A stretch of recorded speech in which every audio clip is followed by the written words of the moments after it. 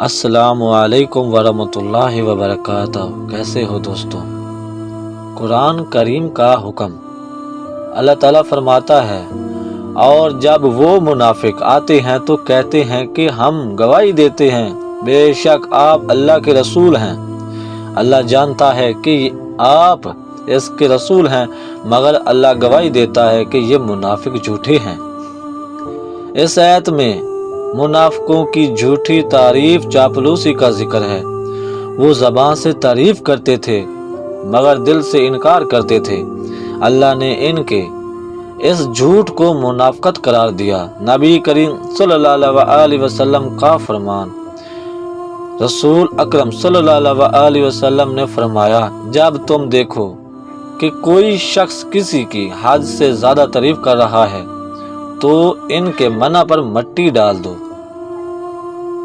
مطلب نبی صلی اللہ علیہ وسلم نے ضرورت سے زیادہ تعریف یا جھوٹی خوشامد کو ناپسند فرمایا، کیونکہ یہ انسان کو غرور میں ڈال دیتی ہے۔ چاپلوسی کی دنیاوی سزا۔ نمبر 1، لوگ اس پر اعتماد کرنا چھوڑ دیتے ہیں۔ نمبر 2، اس کی باتوں کو جھوٹ سمجھا جاتا ہے۔ نمبر 3، اس کے کردار کی عزت ختم ہو جاتی ہے۔ آخرت کی سزا۔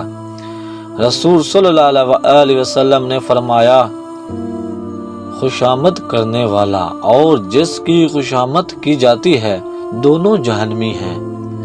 یعنی جو جھوٹے طور پر کسی کو خوش کرنے کے لیے تعریف کرے اور دوسرا خوش ہو کر تکبر میں آ جائے، دونوں اللہ کے نزدیک گنہگار ہیں۔ حکمت کا سبق۔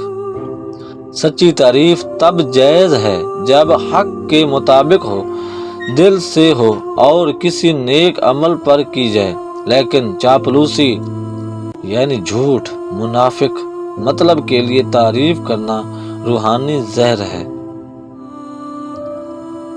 اللہم صلی علی محمد و آل محمد۔